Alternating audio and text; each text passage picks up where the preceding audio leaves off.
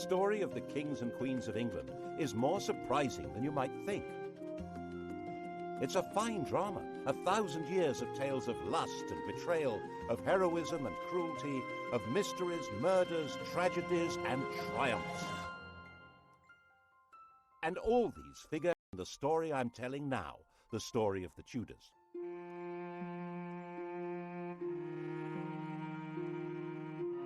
Above all, though, the story of this great dynasty of rulers is a tale of passionate love affairs and what happens when love and high politics collide.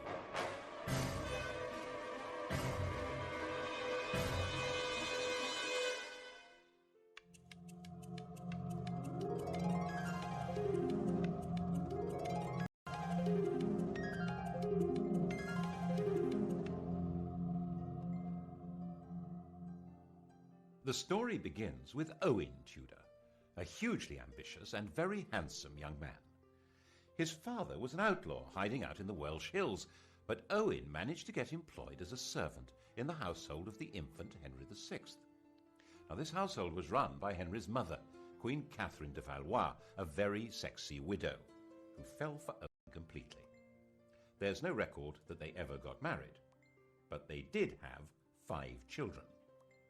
When Catherine died in 1437, Henry VI was still only 13, and the barons who ran the kingdom in his name put Owen in prison. But when Henry came of age, he brought his stepfather, Owen Tudor, back to court and gave earldoms to his stepbrothers Edmund and Jasper Tudor. Owen ensured Edmund's marriage to a girl from Henry's family. Edmund died very soon after the marriage, but his 13-year-old bride, Margaret Beaufort, was already pregnant. Their son was born at Pembroke Castle. He was named after the king, Henry Tudor. And Owen had a grandson with a blood connection to the House of Lancaster, the family of the king. They weren't actually the legitimate line. Henry of Lancaster, Henry Bolingbroke, had deposed his cousin Richard II in 1399 to become Henry IV. The thrones of his son and grandson, Henry V and VI, rested on that shaky foundation, which crumbled in the Wars of the Roses when the true heirs to the throne, the House of York, began to battle for their inheritance. Owen Tudor stood squarely with the Henrys, the Lancastrians. That, after all, was where he had invested all aid for them. Beheaded by Yorkists in Hereford Marketplace, he was the last Tudor to lose his head. But as we all know, the Tudors would take up this approach to problem-solving themselves, you might say, with a vengeance.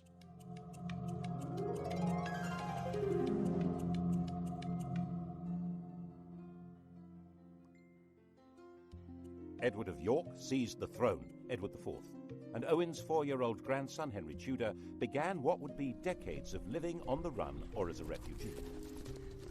3 years later, King Edward did something that would eventually give Henry Tudor everything Owen had wished for. He fell in love, and that began a chain of events which altered all England's history. When Edward was about 20, he was waylaid by an attractive widow of about 25 who was trying to recover her late husband's property. Edward, 6'3" tall and really very good-looking, wanted to help, and he became besotted. It seems she persuaded him to secretly enter into a contract to marry her. Her name was Eleanor Butler. About a year later, in 1464, another attractive widow, 26 years old, pulled the same stunt, and Edward did it again. Unbelievable!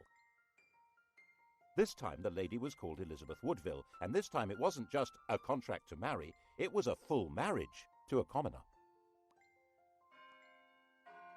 When Elizabeth Woodville was crowned in Westminster Abbey, the whole of Europe was scandalized.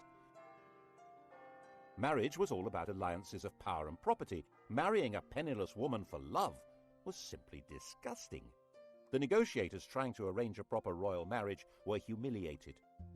And when Edward heaped honours, wealth and titles on Elizabeth's relatives, the Rivers family, the nobility of England were outraged. They were, quite frankly, getting completely above themselves. If anyone had known about Edward's promise to marry Eleanor Butler, things would have been even worse. But she was quietly shut up in a convent and died in 1468. As it was, Edward lost so much support that in 1470 he was actually driven out of England, and Henry VI came back to the throne. A few months later, Edward came back into London and regained the crown, thanks to the strong support of London merchants to whom he owed money, and even more, it was said, of their wives and daughters, who really seemed to have found him romantically interesting. Which, face it, Henry VI certainly wasn't, unless you fancied an elderly saintly scholar who'd lost his mind. In the battles that followed, Henry's son, another Edward, was killed, and King Henry himself, captured, disappeared into a prison and was never seen again. The whole male line of the House of, except for one fragile thread, Margaret Beaufort and her 15-year-old son Henry Tudor. Not that they had any claim to the crown. Of course, the Lancaster dynasty had begun by simply usurping the throne, but on top of that, Margaret's grandfather was illegitimate. A law had been passed to make him legitimate, but it also barred him and his descendants from the succession. And that would probably have been that, if it hadn't have been for Edward's little secret, which didn't emerge until Edward himself was dead. He was only 41 when he fell ill and died. His son, the Prince of Wales, also called Edward, was just 12 years old. Everyone refers to this young man as Edward V, but he was never crowned.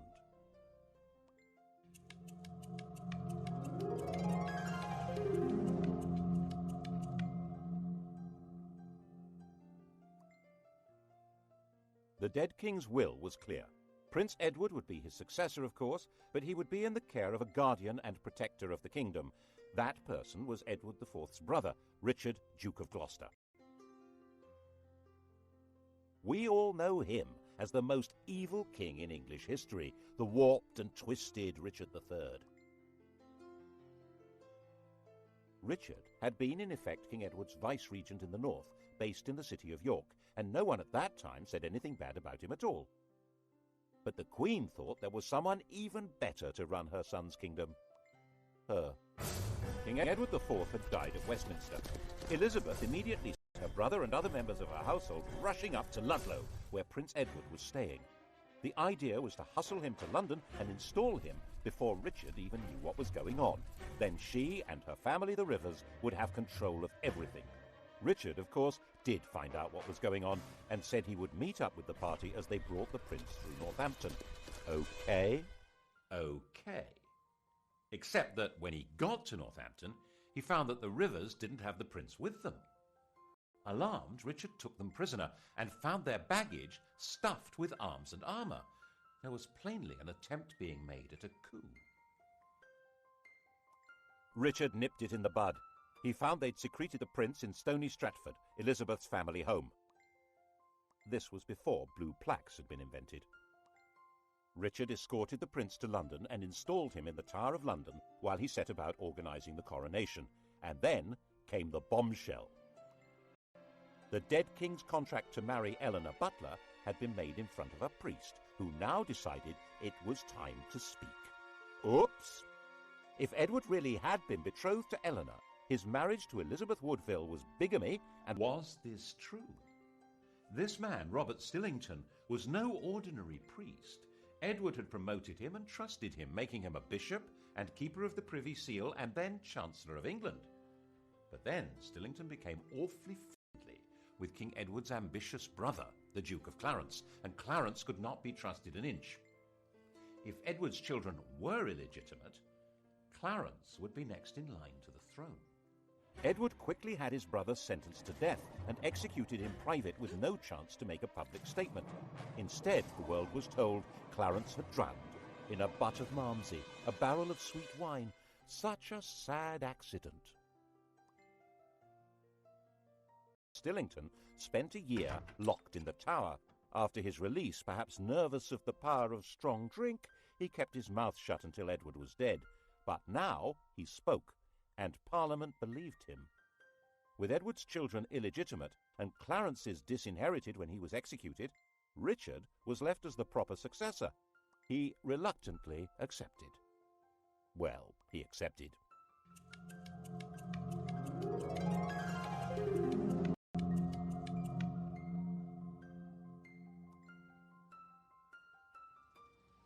And the Tower of London changed from the Prince of Wales's palace into his prison. He shared it with his brother. Neither was ever seen again. Did Richard have them killed? No one knows, but later the evidence was going to be shaped as far as possible to make him guilty. He's been said to have personally killed Henry VI and Henry's son, whose widow he married, and done the dirty deed with Clarence and the Mumsy, quite apart from the murder of the princes in the Tower.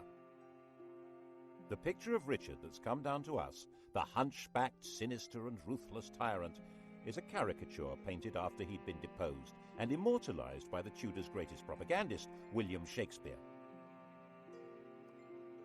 One of the buildings inside the Tower of London was even given the name the Bloody Tower to associate it with Richard's foul murder of the princes, though they almost certainly were in a different building anyway. He'd certainly been a popular figure in the north of England, where his brother had charged him with healing the divisions of the Wars of the Roses, but it only took 4 months for a rebellion to emerge against him. The rival candidate was, of course, the boy across the water, now not such a boy, Henry Tudor. The House of York was now as extinct as the House of Lancaster.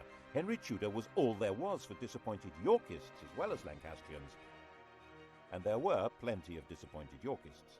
Richard gave positions, power and wealth to men he trusted, whom he'd got to know in the north of England, leaving a lot of southerners out in the cold who thought they could do much better under a more sympathetic French soldiers. Owen Tudor's grandson landed at Milford Haven in Wales on the 1st of August 1485. 3 weeks later, when he came to do battle at Bosworth, his force had grown by just 3,000 men. Richard came to the battlefield as rightful King of England. Before the battle began, he held a coronation ceremony, restating his right of true succession to the crown, a right which Henry Tudor did not possess at all. Actually, given the fact that his family was specifically barred from the succession, he had pretty much less claim than anyone else there. But that's not how things were working out. Richard III was the last English king to die on a battlefield. The crown of England was found lying under a bush at the end of the Battle of Bosworth and placed on Henry Tudor's head. And Henry understood how you rule England. Not by winning over great nobles, they'd pretty well all been wiped out, but by winning over public opinion. The pen is mightier than the sword, especially when it tells the story of what happened.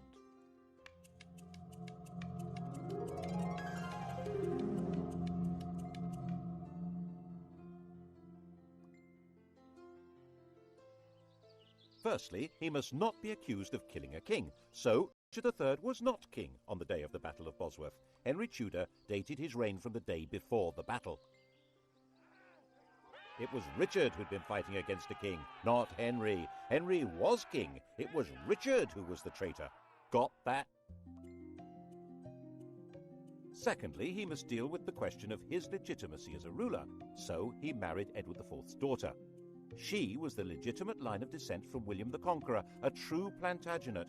Their son, when they had one, would be the legitimate heir by every possible standard. Well, so long as Edward IV's daughter was legitimate, so that had to be dealt with. All documents relating to the business of Edward's marriage to Elizabeth Woodville being invalid were destroyed. All documents relating to the illegitimacy of their children were destroyed, including the Act of Parliament that had spelt out why Richard should be king. These orders were carried out so efficiently that only one copy of the Act has ever been found. That's how we know about it. Other evidence may have existed, destroyed even more efficiently. And if the children were not illegitimate, then of course Prince Edward had been the true King of England, and Richard was a regicide. What a villain! Assuming, of course, that Richard had been responsible for the boy's death. Well, he couldn't be alive, because if he were, he, and not Henry Tudor, would be the rightful king. There are some nasty people who suspect that if the princes in the Tower were still alive before the Battle of Bosworth, Henry would have disappeared them. Richard III destroy him, it did the world a favour. Of course, the consolidation of power was not only a matter of creating favourable propaganda, it also involved getting rid of a few people. Clarence, for example, the Malmsey drowner, had a young son, the Earl of Warwick, a nephew of both Edward IV and Richard III. He had been barred from the succession, but so had the man now on the throne, so there was no security in that. He went straight into prison in the Tower of London. But then a priest in Ireland suddenly produced a 10-year-old boy who he said was the rescued Earl. The boy looked right, spoke right, had all the right manners. He was solemnly crowned in Dublin Cathedral as Edward VI, and a force of Irish supporters backed by Flemish troops then landed in the north of England. They were supported by the Earl of Lincoln, John de la Pole, who was also a nephew of Edward IV and Richard III. He was their sister's son. In fact, Richard III, who had no children, had designated John as heir to the throne. John knew perfectly well that the child was an impostor, called Lambert Simnel, who had been carefully trained for the project. The rebels had obviously assumed that Henry had killed the Earl of Warwick, so wouldn't be able to prove that Simnel was an impostor. They were wrong. The prisoner, still alive, was put on public display, and the rebels were crushed. But never missing a trick, Henry forgave the child and gave him a job in the royal kitchen. He grew up to be a royal falconer. Another impostor appeared in 1492, this time claiming to be the younger of the princes in the Tower, Richard, Duke of York. His real name was Perkin Warbeck, and he stayed on the continent collecting support from anyone who fell out with Henry. Henry had persuaded Parliament to set up a special court to try members of the nobility who were a threat to the crown. A number of Warbeck's supporters suddenly found themselves arrested, tried for treason, and facing execution. This court was to become the notorious Court of the Star Chamber. Perkin was a constant irritant, first trying to invade from Ireland, then teaming up with the King of Scotland, and finally in 1497 he raised a rebellion in Cornwall, which Henry crushed, and promising leniency persuaded Perkin to surrender. Perkin was imprisoned in the Tower, which of course already housed Clarence's son, the Earl of Warwick. And of course it wasn't long before evidence appeared that the pair of them were plotting a joint escape, and that was the end of both of them. There was one other person with a claim to the throne, Henry Tudor's mother, Margaret. In fact, whatever claim he had, she must have a better one, but no woman had ever ruled England in her own right. And Henry needed a son. This child of the blood royal was to be linked not just to the Plantagenets, but to patriotic English legends. But Arthur died in 1502, leaving his younger brother Henry as the Tudor heir. And in 1509, when the 52-year-old king died, Henry VIII succeeded to the throne.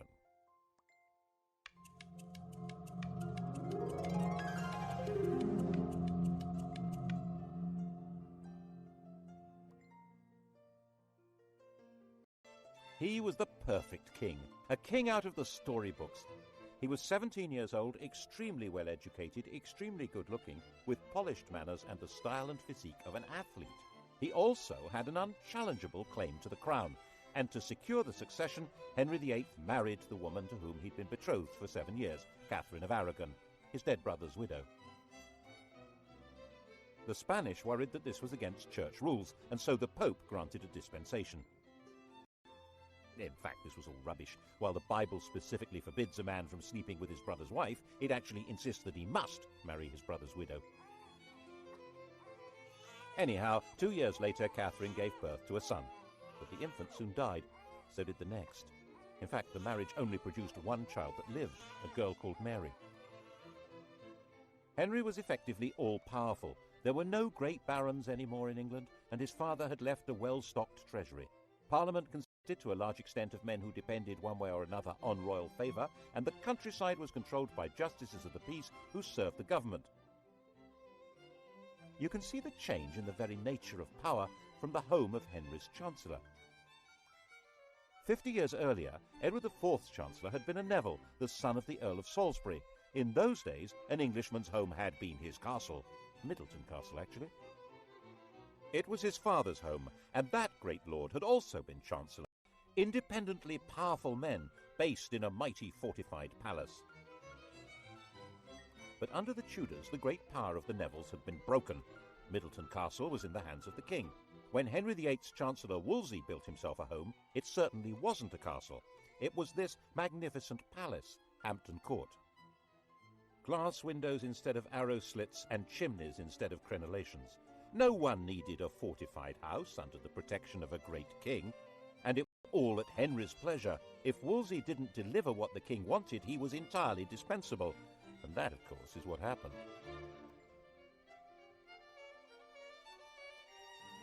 The royal marriage was haunted by the ghost of their dead sons. By the end of the 1520s, Catherine was in her late 40s, had stopped getting pregnant, and there was still no male heir, just a daughter. And England had never been ruled by a... Then he would be free to take a younger bride and make a baby boy. The bride in question, Boleyn, was already well installed in Henry's life. Henry, who'd already enjoyed her sister as his mistress, had wooed Anne with enthusiasm. He married her in 1533. Her coronation didn't seem to impress Londoners. Their entwined initials on the banners produced shouts of, "Ha ha!" She was visibly pregnant and gave birth to a child. Drat! Another girl. She was named Elizabeth, and little Mary was declared illegitimate. The legality of this marriage must be sorted out before her next baby. That was Wolsey's job. He had to persuade the Pope that his predecessor should never have allowed the marriage to Catherine. Henry fancied himself as a theologian. He'd written an attack on Luther, which became a bestseller, and the Pope had declared him a defender of the faith. A proud boast which he stuck on the coinage and has remained there ever since. Every English monarch is fid deaf. So he told Wolsey exactly how the argument should be put to the Pope. Wolsey could probably have swung it if he'd been left alone. As it was, he failed and lost his job. And the Pope had also failed. So Henry, the defender of the faith, filed the Pope. To achieve this drastic act, having himself legally declared the supreme head of the Church in England, required an extraordinary shift in power. He had to find a way of giving the nation a voice so that it could say what he wanted.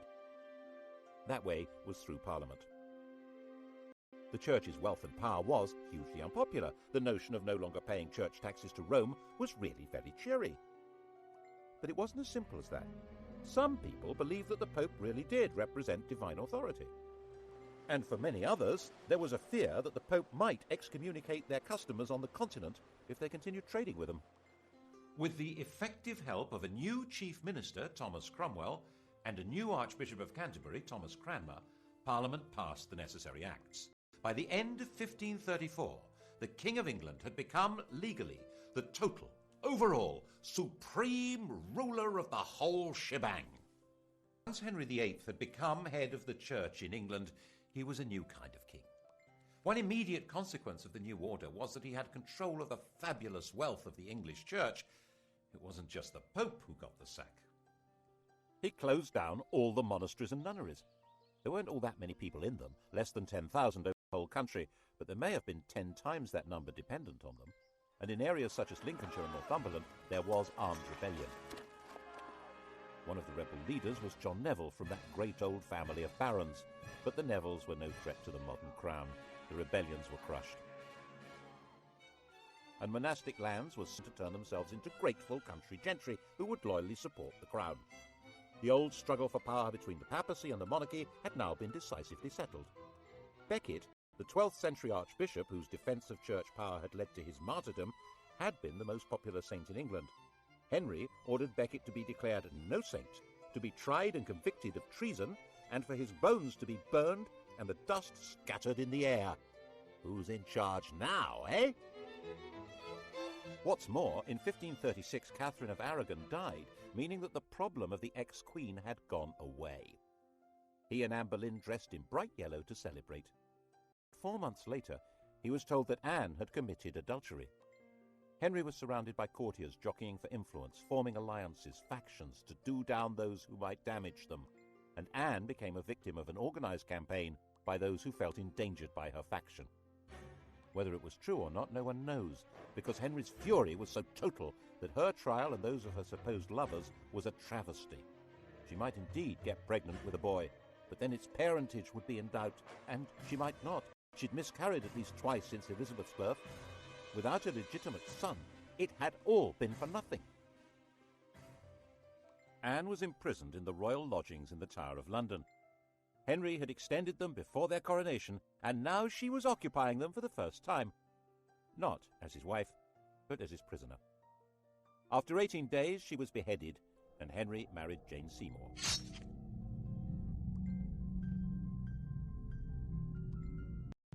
England after the death of Anne Boleyn was a kingdom like no other. Henry ruled in England as head of the church as well as king, like some pagan priest-king. He was the judge of heresy as well as crime. He held the keys to heaven as well as to earthly promotion. That chap in the Vatican was now just referred to as the Bishop of Rome. To even think the wrong thoughts in this kingdom could be treason. That was how the new Chancellor, Thomas More, found himself imprisoned in the bell tower of the Tower of London. Not for what he did or even what he said, but for thinking that the king should not be head of the church. He was publicly executed on Tower Hill. Henry was terrifying, magnificent, generous, dangerous, and in most people's eyes, the best king England had seen in a very long time. And Jane had a son, Edward. Sadly, she died in childbirth, but the throne was safe. His only problem was abroad, and by 1539 it did begin to look as though the Bishop of Rome might be lining up some muscle against him. But there were now well-established and powerful Protestant princes in Germany, and on the fine old principle that my enemy's cleaves for a wife. The defender of the faith, intellectual scourge of the Lutherans, had married one. Actually, neither of them was much interested in theology, or in each other. Henry, now fat, with an ulcerating leg and a vicious temper, his 23-year-old wife was plain smelly and lacking in all the graces. He called her a Flanders mare, and they both quickly agreed the marriage was a terrible mistake.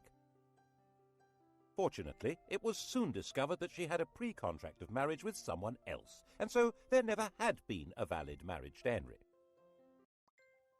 The only casualty was Thomas Cromwell, who'd set the whole thing up, and who now went to the block. Well, him and one of Anne's ladies-in-waiting, Catherine Howard. Her destruction began when More's ended.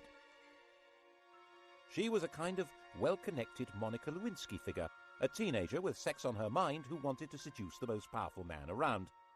And he fell for her and married her.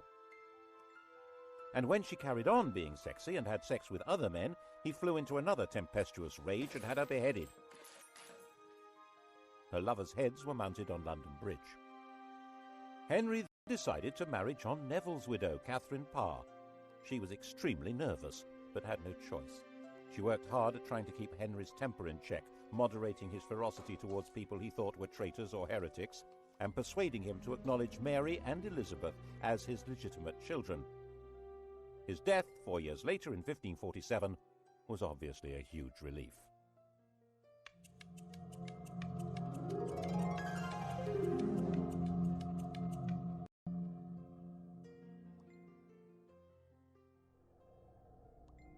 Henry had succeeded in leaving a son, but only just. Jane's son, Edward VI, 9 years old, was a sickly child. He was educated as a Renaissance prince, a humanist, and as a Protestant, far more so than his father. He was only a child, and government was in the hands of a council, but in a world of royal tyranny, this... So John had been talking things over with his Royal Little Highness, and they cooked up this bizarre proposal to hand the throne to John Dudley's daughter-in-law, the 15-year-old Jane Grey. She was Edward's first cousin once removed, not exactly next in line for the throne, but Protestant. The hereditary principle was a bit medieval, don't you think? Give that girl a crown. Jane knew absolutely nothing about what was being planned for her, and when she found out that she was to be queen, she fainted in shock. England had been swindled, and knew it.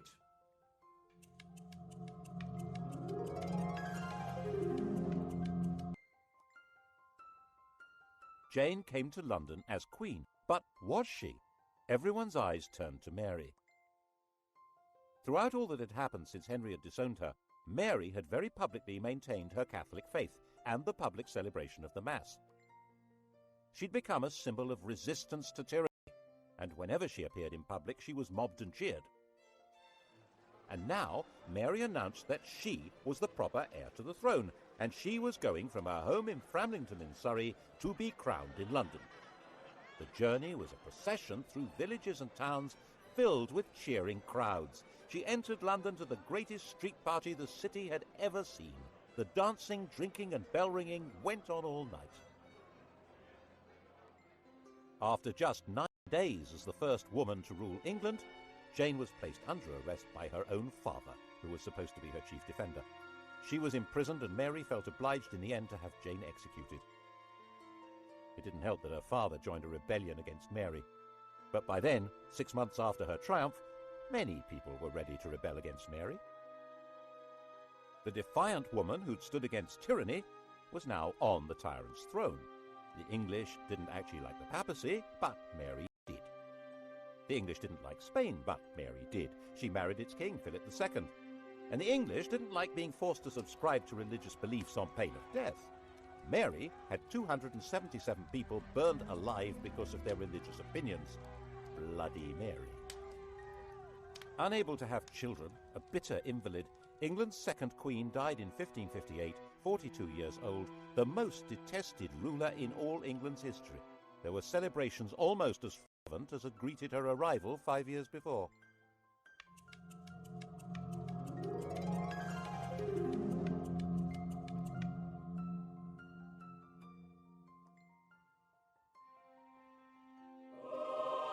Her sister Elizabeth came to sit in that terrible seat and be crowned by the grace of God Queen of England, France and Ireland, defender of the faith and supreme head of the Church of England and Ireland, even though there was not a single yard of French soil actually ruled by England. Calais, England's last little piece of France, had been lost just before Mary's death. England had become an island, and its queen would have to be an island too. She couldn't marry because that would create a king who would be either a foreigner like Philip or an opportunist courtier who'd come trailing faction and enemies in his wake. She would be both queen and king, the virgin queen ruling from a tyrant's throne over a people whose support was essential. Monarchy in England was a paradox, and Elizabeth's solution to the paradox was wholly bizarre. Male successors. That had not materialized, and now Elizabeth would choose to have no child at all. How would the crown survive? Elizabeth succeeded to the throne when she was 25 years old. By that age, women were generally married with children, but Elizabeth had never had any intention of doing that. Her father had killed her mother. His behavior towards his other wives had been equally dreadful. At 14, Elizabeth had announced that she would never marry. In fact, her survival through Mary's reign had depended on her being free of any association with anyone else. The slightest hint of her involvement with other people could have made her seem to be connected with plots against Mary and would have led to her execution. She stayed mute, giving no sign of a religious, political, or emotional attachment that might destroy her. By the time she came to the throne, the persecutions of her predecessors had left it a stark and lonely place. 9 bishoprics were vacant. There was only 1 duke left alive, and the treasury was empty. She had no close relatives left alive. The heir to the throne was her aunt's granddaughter, Mary, Queen of Scots, a Roman Catholic. No one knew whether Elizabeth was a Roman Catholic or a Protestant. The first test came over the oath of allegiance. Elizabeth insisted that, like her father, people must acknowledge her as head of the church. The bishops, Roman Catholics appointed by Mary, said that in that case none of them would allow her a coronation. Well, all except for the Bishop of Carlisle. He did the honours, and the popular acclamation for the new queen was terrific, and she shouted back, "God a mercy, good people." Elizabeth interpreted her religious role in a new way. She declared that she didn't mind whether her subjects were Catholic or Protestant, so long as they were loyal. She'd survived by being very careful about what she said and did, and that was how she coped with sovereignty.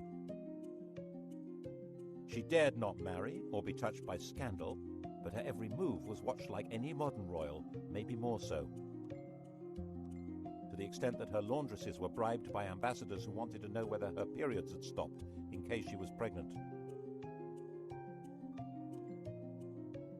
She made herself look splendid, held magnificent pageants, and eventually seemed to be holding the kingdom together without the rebellions, persecutions, and massacres that had become regular features of English life. She managed this in partnership with an immensely loyal and capable minister, William Cecil, and constantly teasing the world with a showy flirtation with the Earl of Leicester, Robert Dudley. But the love affair she really encouraged was to have the nation adore her. In poetry, paintings, and theatre, she was Gloriana, the magical beauty to whom loyalty and love The main threat facing her was the possibility of a Catholic plot to replace her with one of the grandchildren of Henry VIII's sister Margaret, either Mary Stuart, Queen of Scots, or Henry Stuart, the Earl of Darnley. Both of them had a valid claim, as not only was Elizabeth excommunicated, she was arguably illegitimate. They were carefully encouraged to maneuver themselves into helplessness. Mary was the more dangerous. She'd been Queen of France until her husband's death, and a ruler of Scotland who had French backing would be a danger to England even without the religious issue. But Mary's education had been unlike Elizabeth's. She'd not lived in fear of her life, but in the indulgent French court. This was not a good preparation for life in Britain, a land of conspiracies and killings. Darnley was a weak man in a weak position, a good-looking, unstable lout. What happened next looks like a cunning plan. Elizabeth pretty much obliged the 19-year-old Darnley to visit the 22-year-old widow Mary, having ordered him not to marry her. The result was totally predictable. And Darnley was a total liability to Mary. Dim-witted and resentful of his lack of power, he was also furiously jealous. And when he thought her advisor Rizzio was having an affair with Mary, he joined a plot that had Rizzio murdered in front of her. She now viewed Darnley, the patsy in all this, with hatred and contempt, and was herself complicit in the plot that murdered him with an explosion. She ended up fleeing her own kingdom and throwing herself on Elizabeth's mercy, ultimately a bad place to be. Elizabeth was half the time sure that Mary should be executed to deprive Catholic plotters of a candidate for the throne, and half the time sure that she should do no such thing. Ruling queens were rarer than hen's teeth. For one to kill another really wasn't good. She signed the death warrant, but in a state of real distress. Mary and Darnley had a son, James, and he was now the virtually incontrovertible heir to Elizabeth's throne. She wrote to him confirming that and apologizing for what she'd done to his mother. The very idea that it was legitimate to kill a crowned sovereign was extremely dangerous. Elizabeth was deeply concerned with the rights and powers, the prerogatives of the sovereign. She was very wary of Parliament, which in her view treated every request for taxes as a blackmail opportunity to give itself powers of government. So she tried very hard not to ask for taxes, and her government was parsimonious, mean as possible, and then some. She was determined to protect royal authority. She refused to allow Parliament to refer to England as a state. She said it sounded too much like something to do with the States General, the parliamentary body that ruled the Dutch Republic. Was in Elizabeth's eyes an unfortunate novelty. It was her ally in her struggle to keep England out of Spain's clutches, but she was nervous that its political ideas might be catching. England was a kingdom. It happened to be ruled by a queen, but as she famously said, one who had the heart and stomach of a king. Of course, Elizabeth's greatest moment was when she managed to see off the Spanish Armada, when Philip II, by far the most powerful ruler in the world, assembled a vast fleet to collect an invasion army from the Low Countries and bring England back into the Roman Catholic. The English fleet, genuinely patriotic, genuinely daring, skillfully harried the Armada to prevent it finding a safe anchorage where it could make contact with the landing force.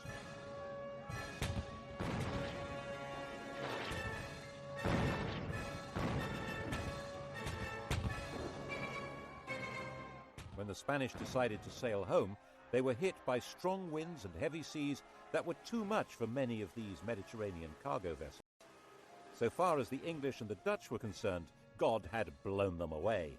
Philip himself saw it as a baffling defeat that meant God was not on his side. But Elizabeth was still not prepared to ask Parliament for the money to pay her victorious sailors' wages.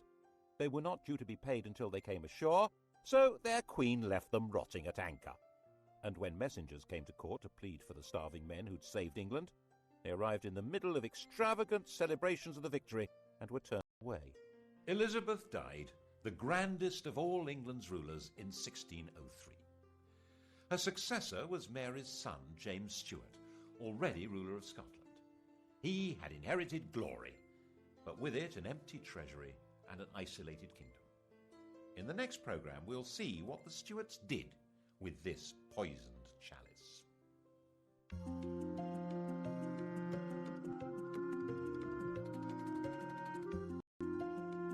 On to the Stuarts tonight at 10, and to test your knowledge of Henry VIII and his 6 wives, Sky Digital viewers press red. Coming up on UK TV history, decisive weapons at Agincourt and in the Falklands, the longbow and the Harrier jet.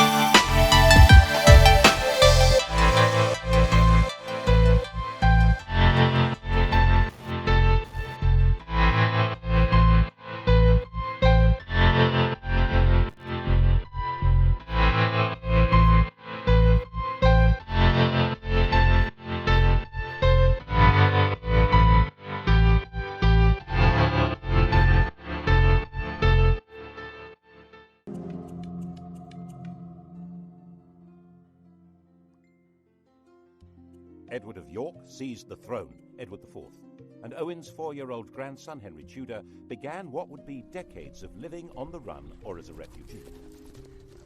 3 years later, King Edward did something that would eventually give Henry Tudor everything Owen had wished for. He fell in love, and that began a chain of events which altered all England's history. When Edward was about 20, he was waylaid by an attractive widow of about 25 who was trying to recover her late husband's property. Edward, 6'3" tall and really very good-looking, wanted to help, and he became besotted. It seems she persuaded him to secretly enter into a contract to marry her. Her name was Eleanor Butler. About a year later, in 1464, another attractive widow, 26 years old, pulled the same stunt, and Edward did it again. Unbelievable! This time the lady was called Elizabeth Woodville, and this time it wasn't just a contract to marry, it was a full marriage to a commoner.